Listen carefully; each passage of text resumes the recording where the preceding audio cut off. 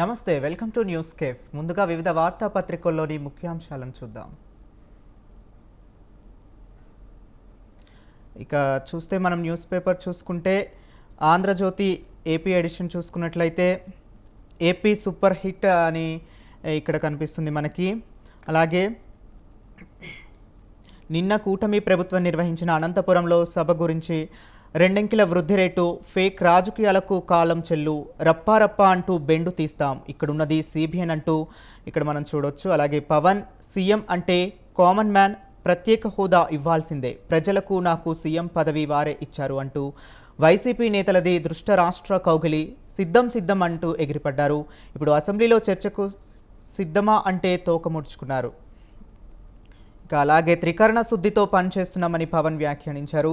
రాష్ట్రం బాగుపడాలన్నదే కూటమి ఆకాంక్ష, పెట్టుబడుల రాకతో సీమ యువతకు ఉపాధి, పారిశ్రామీకరణకు ప్రత్యేక కార్యాచరణ ప్రణాళిక, 2047 నాటికి దేశంలో ఏపీని నెంబర్ 1గా చేస్తాం అంటూ ఇక్కడ డిప్యూటీ సీఎం పవన్ కళ్యాణ్ చెప్పింది మనం చూసుకోవచ్చు. అలాగే ప్రతి ఒక్కరికి వార్నింగ్ ఇస్తున్నా, మెడికల్ కాలేజీల టెండర్లో పాల్గొనవద్దు, మేమొస్తే వాటిని రద్దు చేస్తాం, జగన్ విధ్వంసకర హెచ్చరికలు, చంద్రబాబు పవన్ అచ్చెన్న బావిలో దూకి చావాలని దూషణలు. ఇక మనం చూసుకున్నట్లయితే కలుషిత సెలైన్ కాటేసిందా, జ్వర బాధితులకు తొలిత ఆర్ఎంపీ దగ్గర చికిత్స, అనంతరం రోగం ముదిరి ఆసుపత్రుల పాలై మృతి, ఆర్ఎంపీ క్లినిక్లో భారీగా యాంటీబయాటిక్లు, క్లినిక్ను సీజ్ చేసిన వైద్య ఆరోగ్య శాఖ అధికారులు. ఇటీవలే చెన్నైలో కలుషిత సెలైన్తో ఇదే తరహా ఇన్ఫెక్షన్లు అని మనం చూసుకోవచ్చు. అలాగే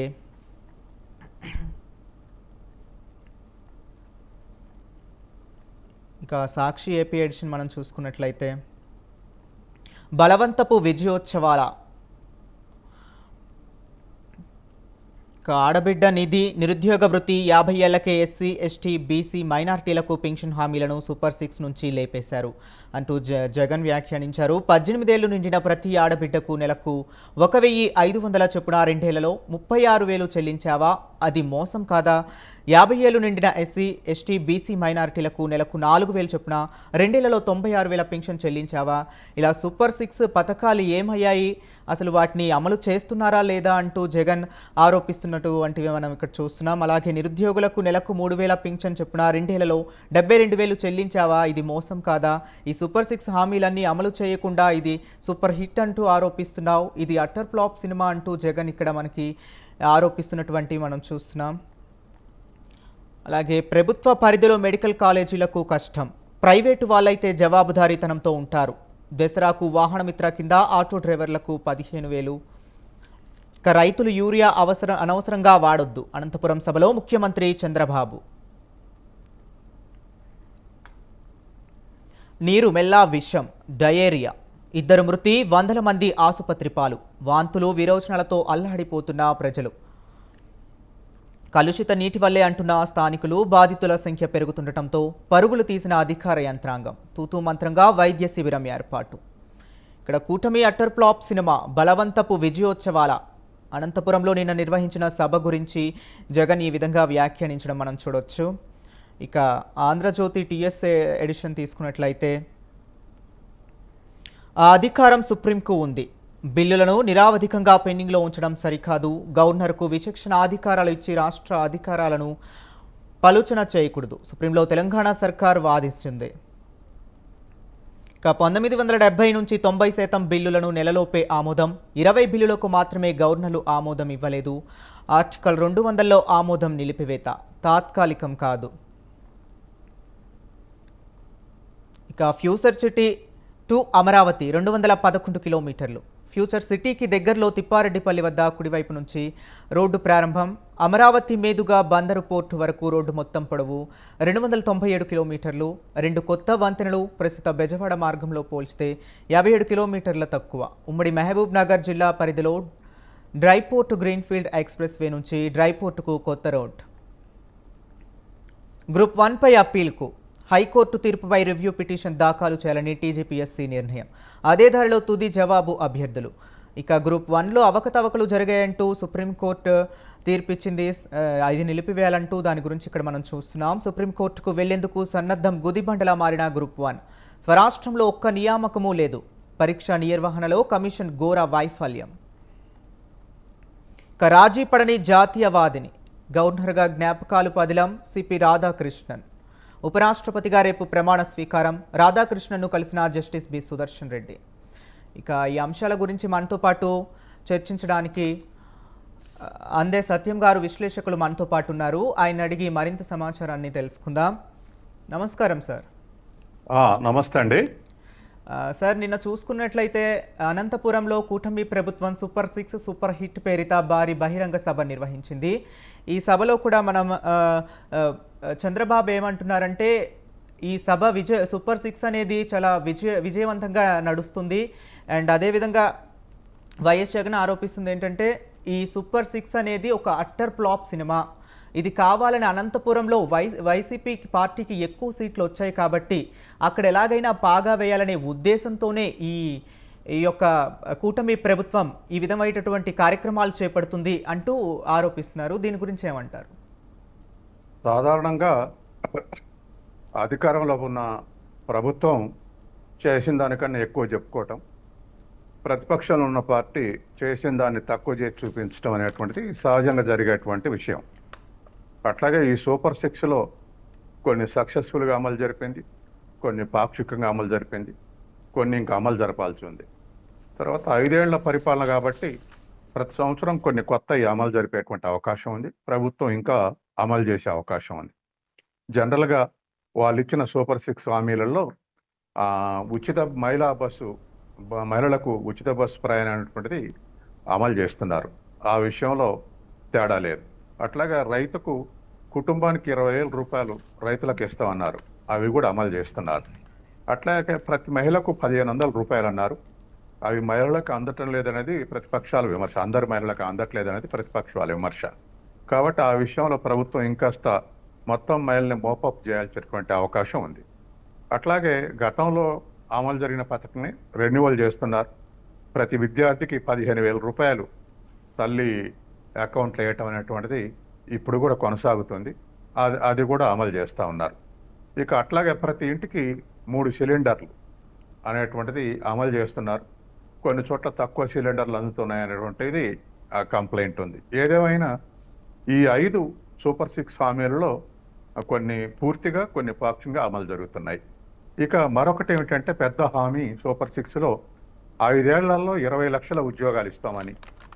ఉద్యోగాలు ఇవ్వలేకపోతే ప్రతి నిరుద్యోగికి 3,000 పెన్షన్ ఇస్తామన్నారు. ఇది మాత్రం కష్టమైనటువంటిది.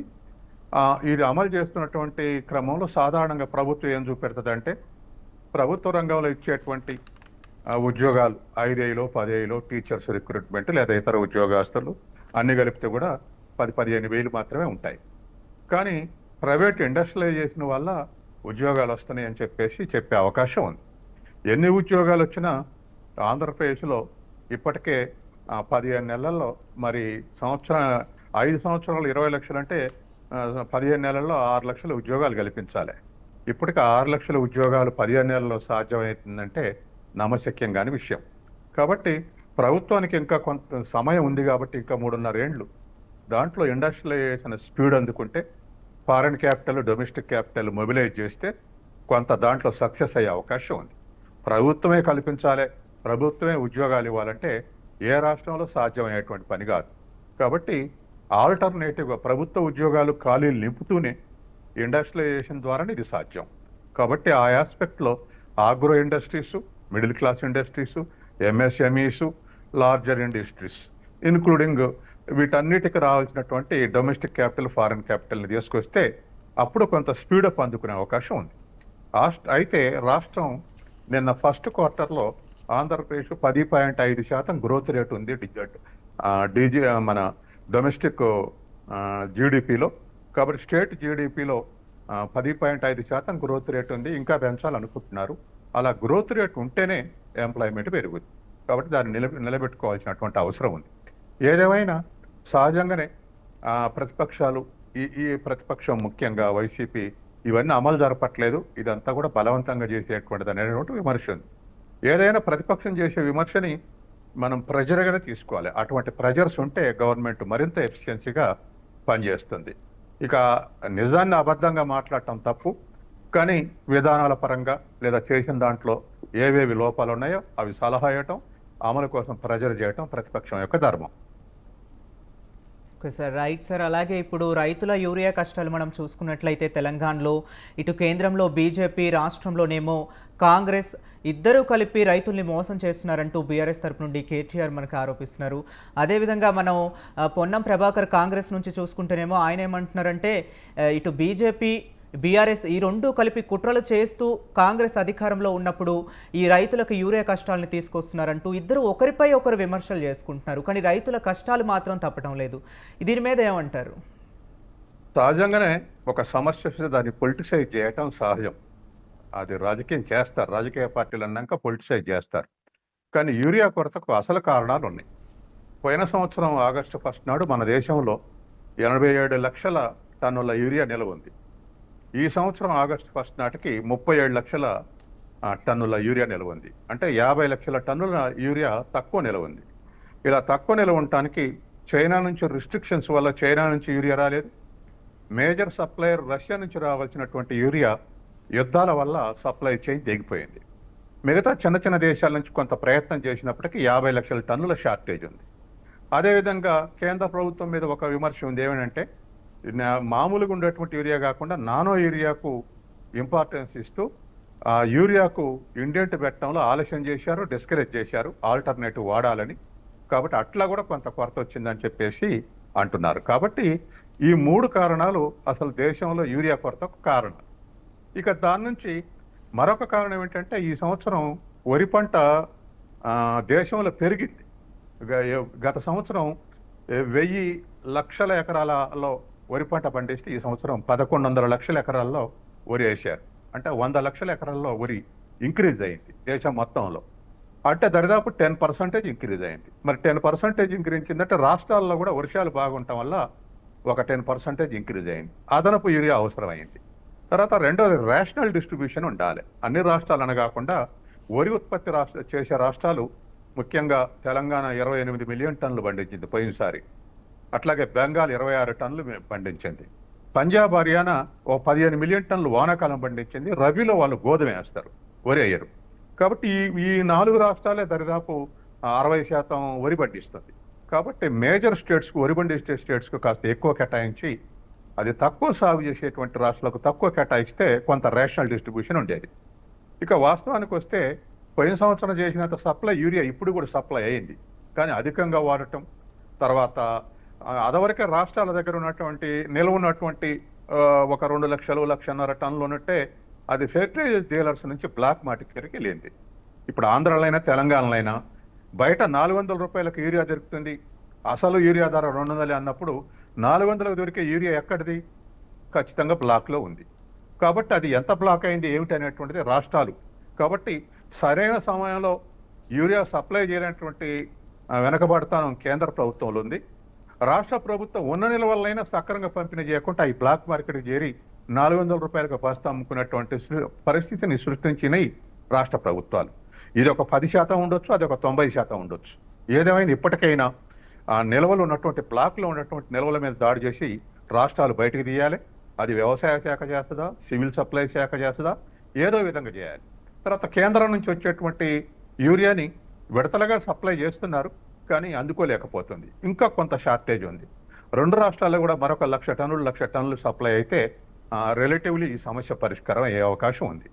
అయితే ఇదే సందర్భంలో రేపు వచ్చే రబీలో కూడా కొరత ఏర్పడుతుందో యూరియాలని కొంతమంది రైతులు ఎక్సెస్ కొనక్కపోయి నిల్వ చేసుకుంటున్నారనే అపవాది కూడా ఉంది రైతుల మీద. అది కూడా చెక్ చేసుకోవాల్సినటువంటి అవసరం ఉంది. ఆ విషయంలో ప్రభుత్వం జాగ్రత్తలు తీసుకుంటే యూరియా సమస్య పరిష్కారం అయ్యేటువంటి అవకాశం ఉంది. అలాగే సార్, ఇప్పుడు చూసుకున్నట్లయితే కొంతమంది రైతులు ఏమని చెప్తున్నారంటే బ్లాక్లో యూరియాని ఎక్కువ శాతానికి దళారులు విక్రయిస్తున్నారు, అది కూడా అధికారుల కనుసన్నల్లోనే జరుగుతుంది అంటూ విమర్శిస్తున్నారు. నిజంగానే అధికారులు ఈ బ్లాక్లో అమ్మటానికి వీటికి సహకరిస్తున్నారు అంటున్నారా? ఎస్, వాస్తవానికి ప్రతి సంవత్సరం గత 50 ఏళ్లుగా మనం చూస్తూనే ఉన్నాం. ఇప్పుడు కోఆపరేటివ్ సొసైటీస్కి ఇస్తున్నారు యూరియాని. కోఆపరేటివ్ సొసైటీ నుంచి కోఆపరేటివ్ సొసైటీ చైర్మన్, కార్యదర్శి అనుకుంటే యూరియాని డైవర్ట్ చేసేటువంటి అవకాశం ఉంది. అరాక ఏరియా ఈ ఫెర్టిలైజర్ డీలర్లకు ఇస్తే డీలర్లు సప్లై ఓపెన్ మార్కెట్లో సప్లై చేయకుండా ముందే అనుకున్న వాళ్ళకు సప్లై చేసి బ్లాక్లో అమ్మించే అవకాశం ఉంది. ఎవరు చేసినా, అధికారులు చేసినా లేకపోతే ప్రజాప్రతినిధులు చేసినా బయట 400 రూపాయలకు యూరియా దొరుకుతుందంటే ఖచ్చితంగా అది బ్లాక్లో సప్లై ఉన్నట్టే. ఇంకా దానికి ఇంకో ఇండికేషన్ అవసరం లేదు. It is a sole indication. కాబట్టి ఖచ్చితంగా ఆ 400 రూపాయలకు యూరియా దొరుకుతుందంటే ఖచ్చితంగా అది బ్లాక్ అయిందని. అయితే ఇది మరింత లేదు. ఉదాహరణకు 9.3 లక్షల టన్నులు యూరియా సప్లై చేయాలి. దరిదాపు 8.5 లక్షల టన్నులు సప్లై అయింది. అయినా ఎందుకు కొరత వస్తుంది అంటే 1 లక్ష టన్నుల షార్టేజీ, అదివరకు అడ్వాన్స్గా నిల్వ ఉన్న దాంట్లో నుంచి 1.5 లక్ష టన్నుల నుంచి బ్లాక్ పోవటం కారణం.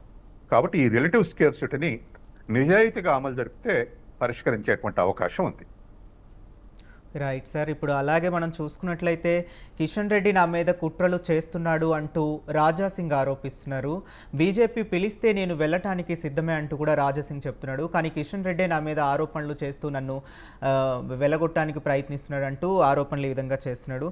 నిజంగానే ఒకవేళ కిషన్ రెడ్డి ఏమని చెప్తున్నాడంటే, రాజాసింగ్ ఏమని చెప్తున్నాడంటే కిషన్ రెడ్డి రాజీనామా చేసి స్వతంత్ర అభ్యర్థిగా పోటీ చేసి మా రాజకీయాల్లోకి వెళ్ళాలంటూ ఆరోపిస్తుంది. దీన్ని ఏ విధంగా చూడొచ్చు అంటారు?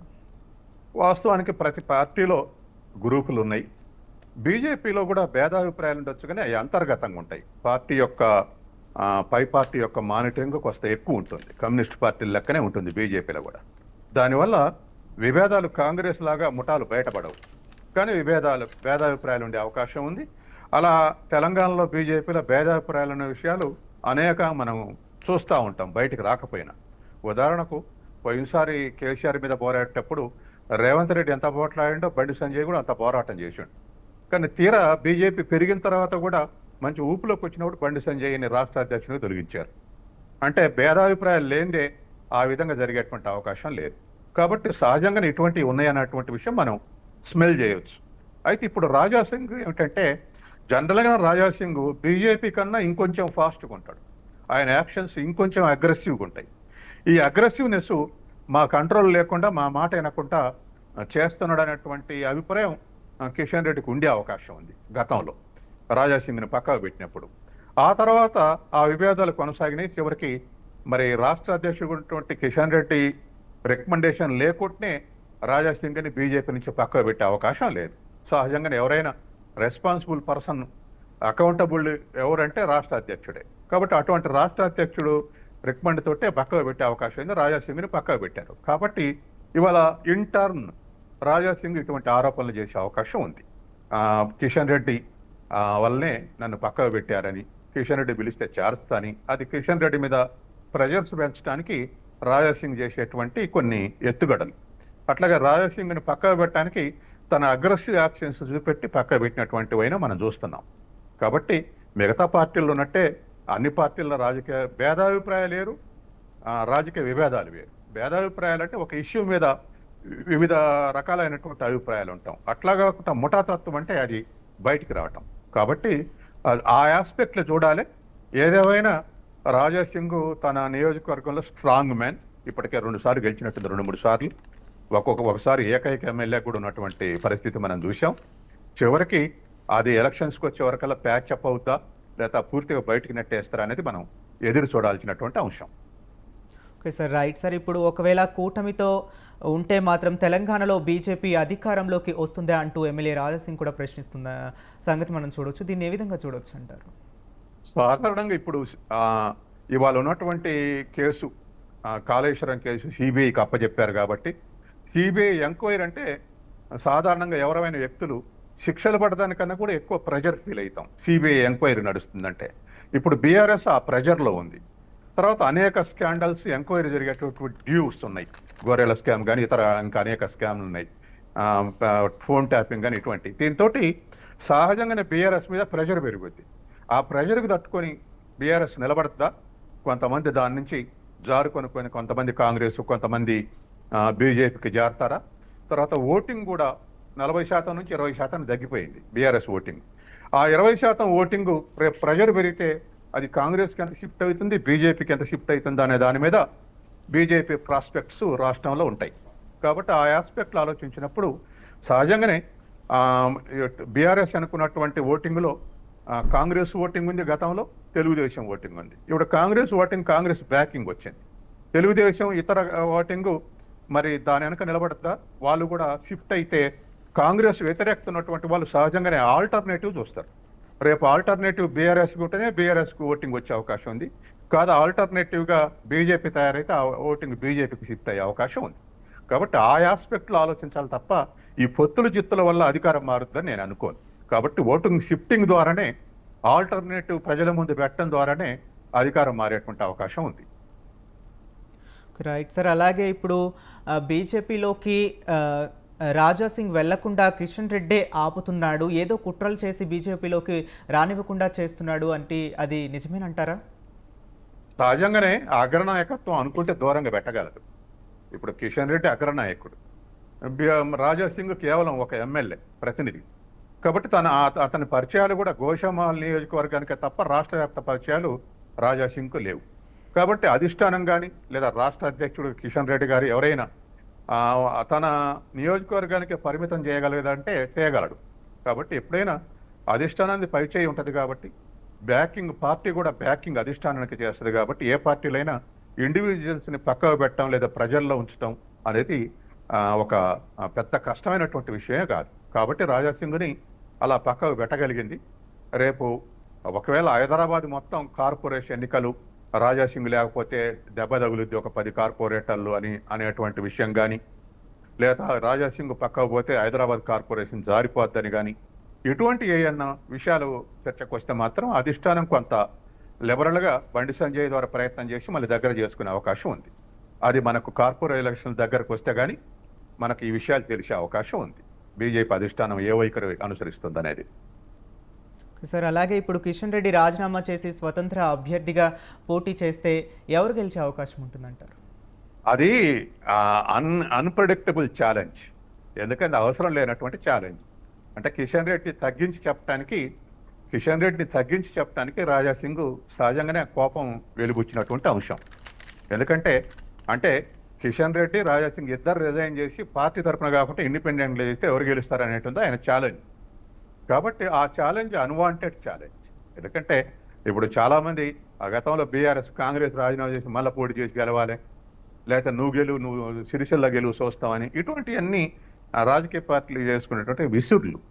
ఆ విసురులు ఎదుటోళ్ళని డిగ్నిటీని తగ్గటానికి చేస్తుంటారు.